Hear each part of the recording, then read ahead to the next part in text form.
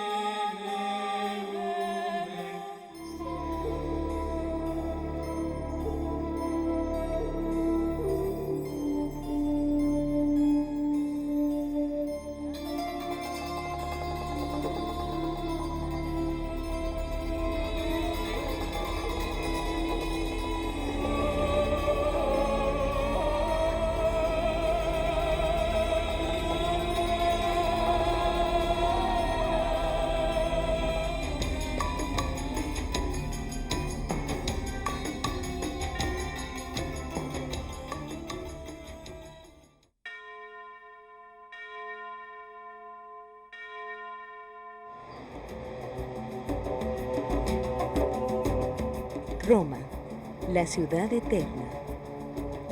Desde su fundación, hace más de 2700 años, el río Tíber no ha dejado de recorrerla y de ser testigo de su esplendor. Primero como capital del Imperio Romano y luego como sede de la Iglesia Católica, esta ciudad siempre ha ejercido una gran influencia en el resto del mundo. Numerosas lenguas europeas, como el español, proceden del latín. Muchos sistemas políticos y judiciales siguen el modelo romano y en construcciones de todo el planeta se siguen empleando estilos y técnicas heredados de su arquitectura.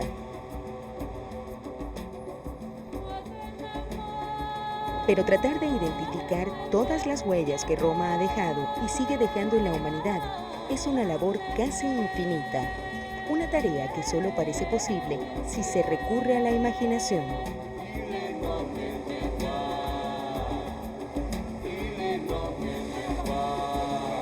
Aunque Roma parece una ciudad museo, en realidad es una gran obra de arte, llena de obras de arte que crean una armonía difícil de repetir, a ratos solemne, por momentos imponente, pero sobre todo seductora.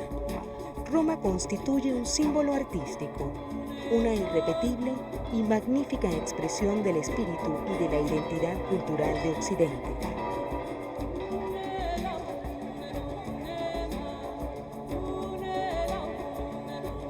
El pasado y el presente se funden con toda naturalidad en Roma, y es por eso que a pesar del paso del tiempo, todos los caminos siguen conduciendo a ella. Para sus habitantes, Roma es historia, arte y religión que vive. Es un eterno y hermoso acontecimiento humano que Dios escogió como sede de su iglesia.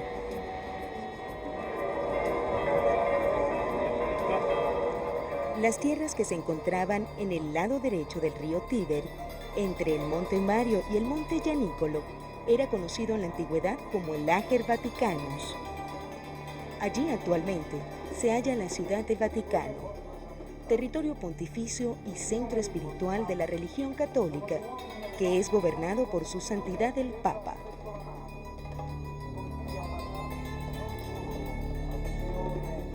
El Vaticano ha sido considerado un estado soberano e independiente de Italia a partir de la firma del Tratado de Letrán en 1929. Y con sus 44 hectáreas, constituye uno de los estados más pequeños y con mayor densidad de población que hay en el mundo. La impresionante Basílica de San Pedro, punto central del Vaticano y considerada la iglesia más grande que existe, está construida justamente sobre el lugar en el que San Pedro Apóstol fue martirizado y donde además se encuentran sus restos. El Vaticano, como eje de la cristiandad, cuenta con su propia oficina de correos, con una emisora de radio, periódico, tiendas y también posee un cuerpo de policía y de bomberos. La famosa Guardia Suiza es la encargada de velar por la seguridad del Sumo Pontífice.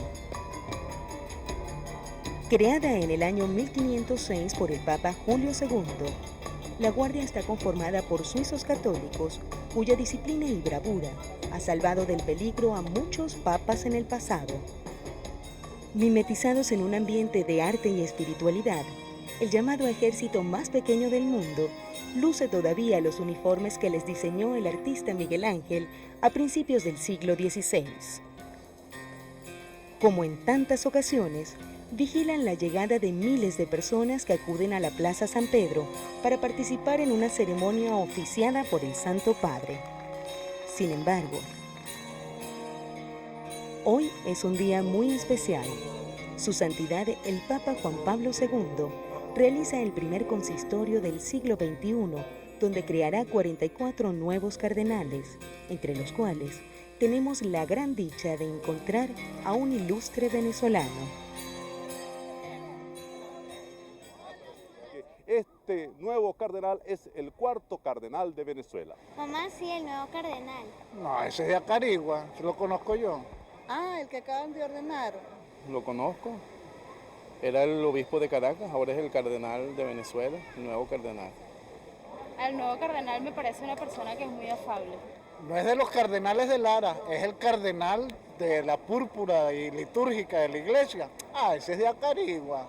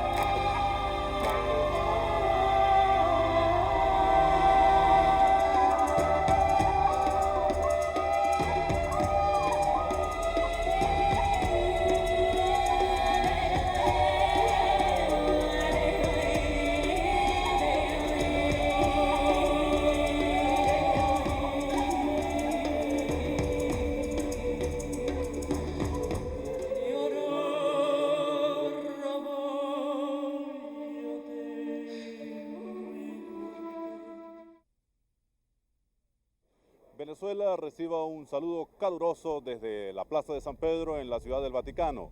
Estamos en una hermosa celebración donde toda la iglesia, es decir, la Iglesia Universal, los 5 continentes, se han reunido para acompañar a Juan Pablo II en el nombramiento de 44 nuevos cardenales.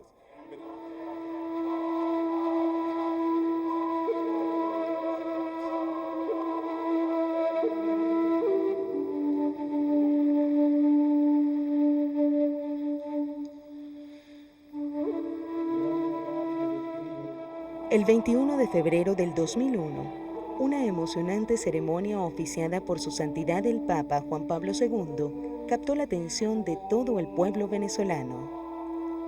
Su Excelencia Monseñor Ignacio Antonio Velasco, arzobispo de Caracas, fue elevado al rango cardenalicio, algo que no solo implica una alta distinción para nuestro país y para nuestra Iglesia, sino que constituye un signo de la confianza y del reconocimiento del Santo Padre a la trayectoria evangelizadora de nuestro pastor, ahora nuevo príncipe de la Iglesia.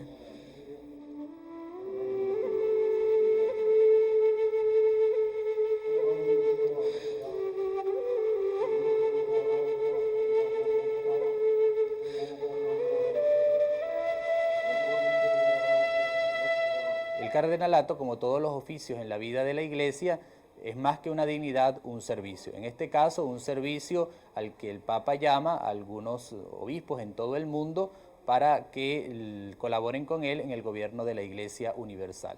Según la historia, el Colegio Cardenalicio nace vinculado al clero de Roma, a los obispos, presbíteros y diáconos que ayudaban al Papa y que luego le tocaba la tarea de elegir al Papa una vez que moría el antecesor.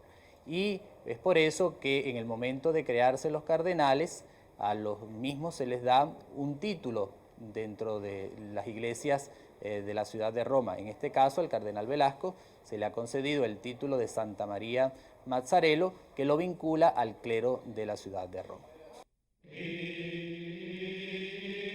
Luego de ser designados por su santidad el Papa Juan Pablo II, los nuevos cardenales viajan a Roma, donde se llevará a cabo el acto constitutivo.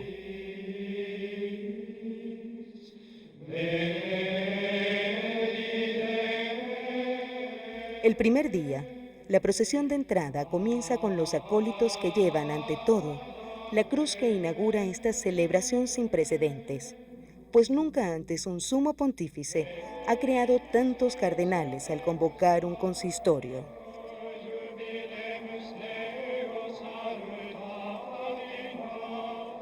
Los nuevos cardenales entran a la Plaza San Pedro, acompañados por sus secretarios, en espera de la entrada de su santidad el Papa Juan Pablo II, quien los llamará por su nombre y les impondrá el capelo cardenalicio.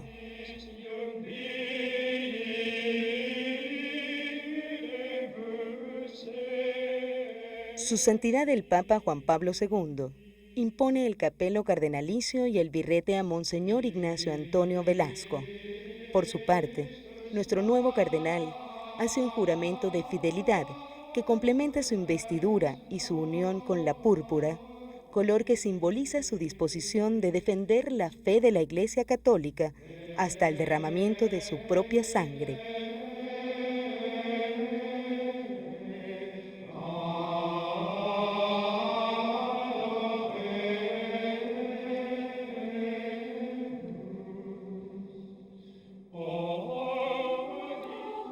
Pero el acto constitutivo no ha terminado aún, pues al día siguiente, su santidad el Papa Juan Pablo II preside la solemne misa del consistorio y con este acto, el más grande y emotivo de la Iglesia Católica, impone finalmente los anillos cardenalicios a aquellos que lo acompañarán en el gobierno de la Iglesia.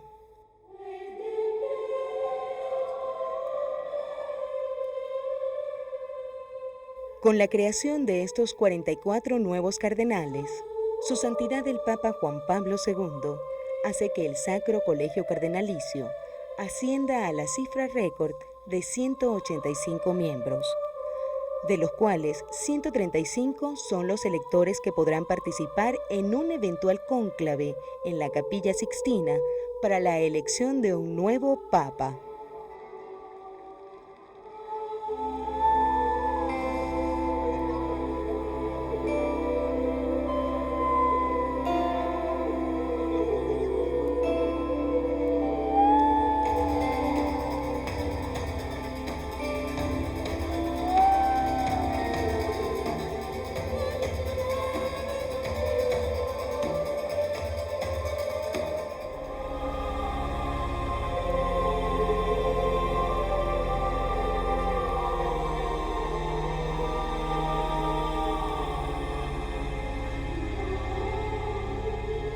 Lastimosamente, la gran alegría que produjo la designación de su eminencia cardenal Ignacio Antonio Velasco se vio afectada por una triste pérdida para la Iglesia y el pueblo venezolano.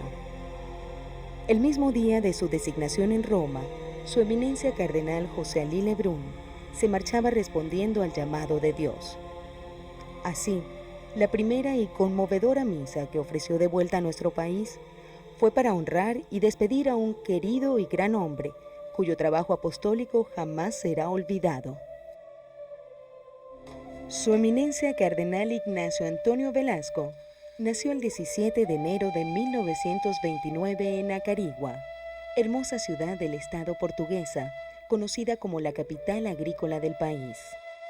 Yo tuve la oportunidad de trabajar con Monseñor Velasco, hoy su eminencia el cardenal, en Puerto Ayacucho. Estuve por un poco tiempo, pero tuve unas experiencias muy bonitas con él. Recuerdo que en aquella época él se acercaba a la gente en las noches, se caminaba, salía a la Plaza Bolívar ubicada frente al vicariato de Puerto Ayacucho, la gente se le acercaba como pastor, él los acogía y los atendía, era un padre para la gente de allá. Una de las cosas que a mí me impactó en él fue que cuando hubo el enfrentamiento entre los Yanomami y los Garimperios, hubo una gran matanza muy seguida. Entonces él tuvo que ir primero en avión, luego cruzando durante 3 días por ríos, a tomar testimonio con la gente de la fiscalía. Y fue el primer obispo que llegó a esa zona.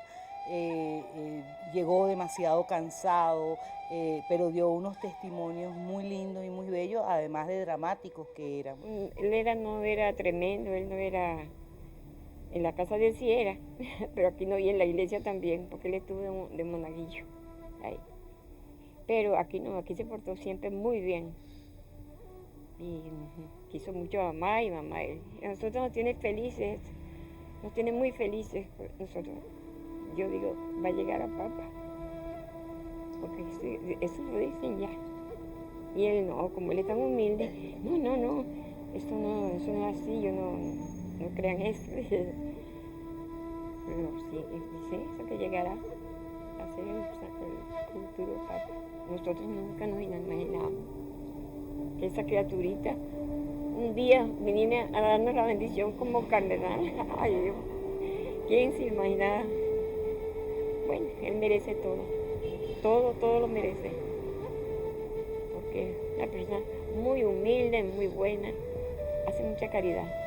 He tenido un encuentro prolongado con el actual cardenal Velasco en mis años de formación aquí en Caracas, en la sede de Altamira, cuando estudiaba filosofía, y él había venido de Valencia para incorporarse al cuerpo de docente de nuestro Instituto Filosófico.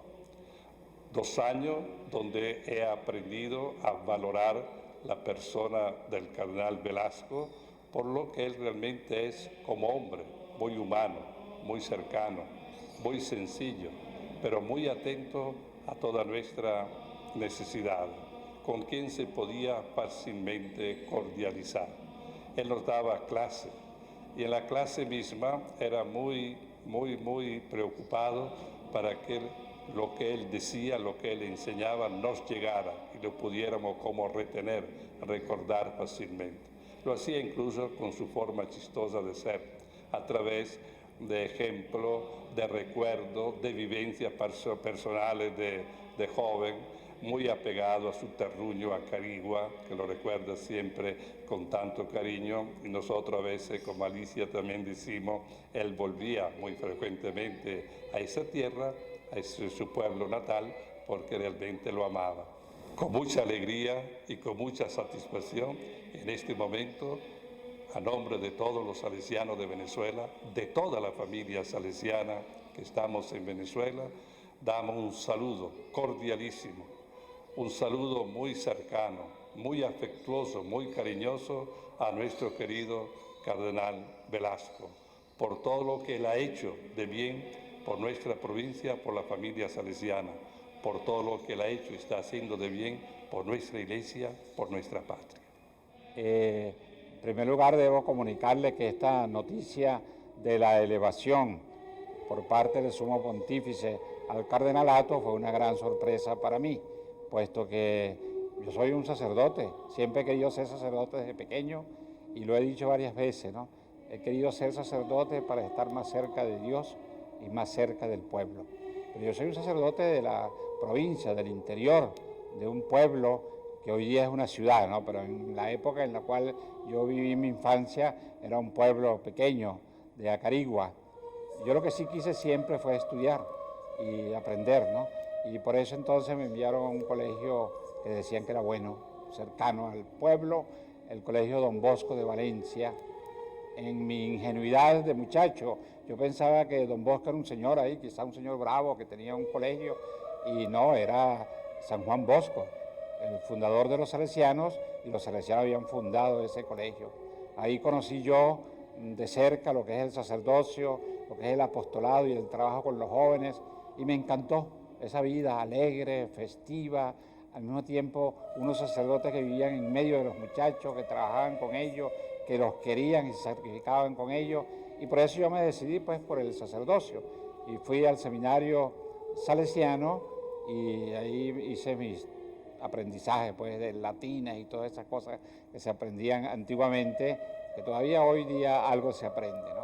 Después me enviaron a Italia para estudiar la filosofía, la psicología, la pedagogía y la teología en la ciudad de Roma, en la universidad pues más importante de la iglesia, que es la Universidad Gregoriana.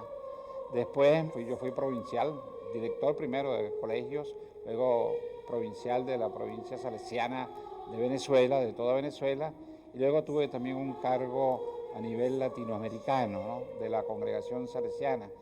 En este cargo se trataba de examinar todos los trabajos pastorales, las situaciones pastorales de las distintas naciones, reunir los miembros de la congregación, planificar, proyectar, todo un trabajo para mí bellísimo, porque lo ponía en contacto con la realidad latinoamericana, que en aquel momento sobre todo era muy efervescente, era una cosa muy viva, había mucha discusión.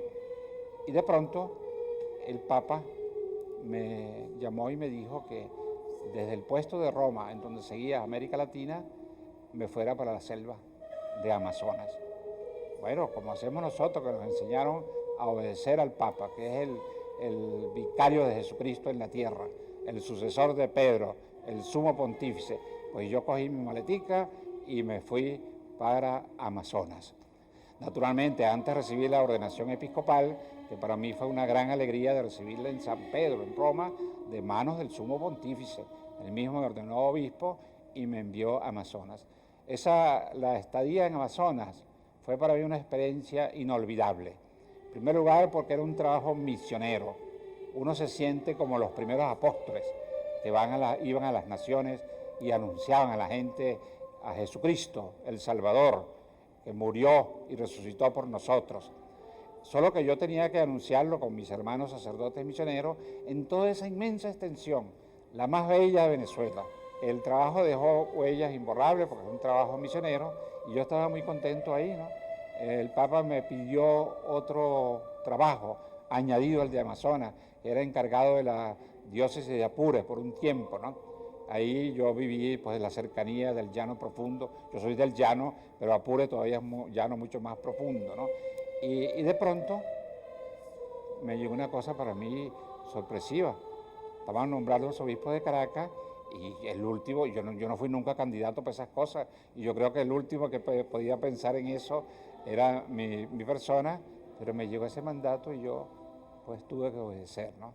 Eso sí, una vez que uno obedece y acepta, viene con todo cariño, con toda intención, con toda la voluntad de entregarse totalmente al pueblo.